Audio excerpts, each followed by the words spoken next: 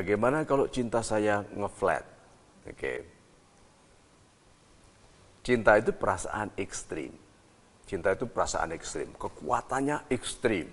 Gitu. Jadi kalau yang disebut cinta tidak lagi ekstrim kangen, ekstrim ingin ketemu, gitu, ekstrim bergembira kalau ketemu, ekstrim memikirkan untuk dia, ekstrim memimpikan masa depan gitu untuk dia. Kalau sudah tidak begitu lagi, cintanya sudah agak turun kekuatannya. Karena cinta adalah kekuatan yang ekstrim. Nah, ngeflat itu menjadi biasa, menjadi hambar. Kayak gini, tangga. Waktu kita pertama kali, kan sehari-hari kan kalau naik tangga kan satu, gitu toh. Tapi baru gajian kalau naik tangga, tiga. Wah, jatuh cinta, tiga. Tuh, jatuhnya 14. Nah, kita itu begitu, sangat bersemangat at the newness of love. Itu kata newness, kebaruan, barunya cinta. Jadi waktu baru cinta itu, wah, itu hidup ini. Nah, berarti hati-hati dengan orang yang tidak lagi berdebar-debar, tidak lagi excited, ingin ketemu, tidak yang bahkan bisa menjadwalkan putus dan sambungnya. Gitu kan? Itu sudah namanya transactional love. Cinta bertransaksi gitu ya. Jadi nah, ini seperti perdagangan gitu. Ya, jadi bukan lagi kalau keluarganya kalau gini, aku tadi 8 jam kerja gitu. Jadi kalau gitu kamu dapat sekarang 8 jam waktuku. Setelah itu izinkan aku sendiri. Dengan khalayak ramai gitu katakan. Transaksional. Sudah tidak lagi bisa disebut cinta. Karena cinta itu merenggut segala sesuatu. Kalau dia mencintai kita, dia mau memiliki semua keberadaan kita. Di mana kita berada, di situ dia bersama kita. Kalau tidak dalam kehadiran fisik, dalam spirit, dalam kehadiran kesadaran. Nah, ngeflat ini belum tentu karena dia tidak pantas dicintai. Ada orang yang memang kebiasaannya ngeflat. Cepat sekali tertarik, tapi cepat hambar, cepat bosan. Ada yang begitu. Segala sesuatu memang membiasa. Apalagi bagi orang yang tidak begitu mensyukuri cinta. Yang tidak mensyukuri uang. Gampang sekali. Yang tidak mensyukuri persahabatan. Gampang hambar, gampang ngeflat.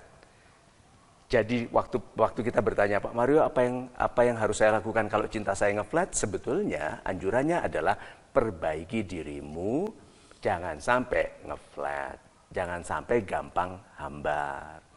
Karena itu bukan hanya dicinta loh ya, saya urutkan beberapa hal yang resikonya besar kalau kita menghambar.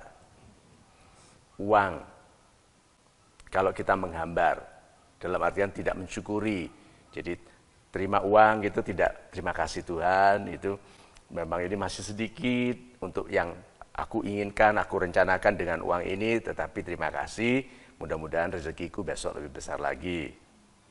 Nah, itu kan sama sekali tidak menyepelekan uang.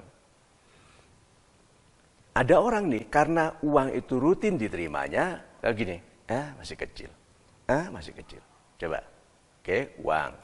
Pekerjaan. Ada jutaan orang di Indonesia menganggur. Ada.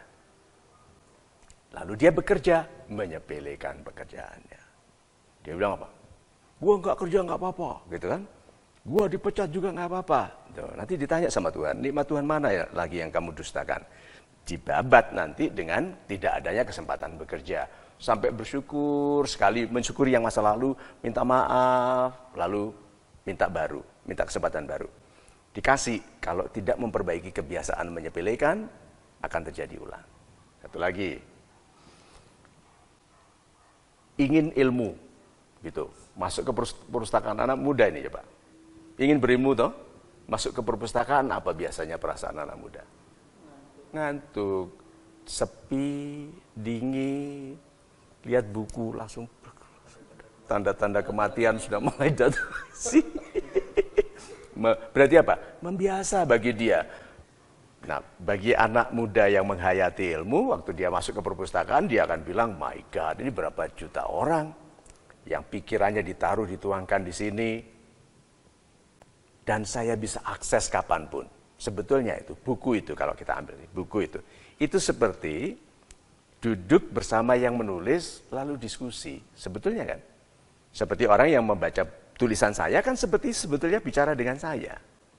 Lu kok nggak tertarik ya anak muda ini berbicara dengan orang-orang besar di seluruh dunia yang ada di perpustakaan itu. Jadi pribadi yang suka ngeflat ini rata-rata karena lupa bersyukur. Lupa berterima kasih. Makanya ngeflat. Kalau tidak, kalau dia seandainya ingat terus untuk bersyukur, kapanpun dia akan melihat keindahan baru. Itu sebabnya jatuh cinta kepada orang yang sama. Itu ungkapan orang yang menolak untuk ngeflat, menolak untuk membiasa dalam cintanya. Dia fall in love, tiap hari melihat sisi-sisi baru, melakukan hal-hal baru. Nah, ada orang yang dalam hubungannya dengan orang lain menunggu perasaan berdebar-debar. Gitu.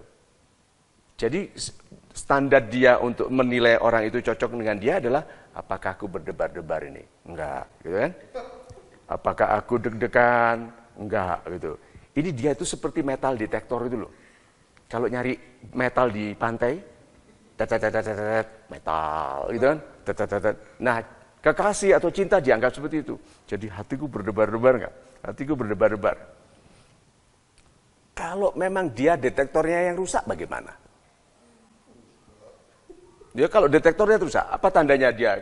Kira-kira orang yang detektor debarannya mati. Orangnya itu pendiam. Biasanya ya. Ya, nggak kelihatan apakah dia itu ngantuk atau mau pingsan. Gitu. Orangnya itu tidak ada marahnya. Diganggu seperti apapun nggak marah. Lihat, gitu kan? Ya, tidak kelihatan itu dia sedang tersenyum atau kesakitan karena kesetrum, tidak kelihatan wajahnya. Nah, orang seperti ini nih. Lalu dia menstandarkan pada getaran hatinya. Mana mungkin dia sendiri tidak pernah merasakan itu. Deg-degannya kapan terakhir? Hampir jatuh ke sumur. Itu deg-degannya begitu. Berarti dia harus kekasihnya masuk sumur dulu sebelum dia berdebar-debar. Jangan menggunakan standar-standar seperti itu. Kalau kita orang yang tipe tidak excited, tidak berdebar-debar. Ada orang yang tidak berdebar-debar. Memang ada. Melihat segala sesuatu biasa. Nah, orang seperti ini tidak boleh menggunakan debaran hatinya. Nah, repotnya orang yang gampang excited, yang excitable itu, yang impressionable, yang gampang dipengaruhi, juga gampang mati ketertarikannya.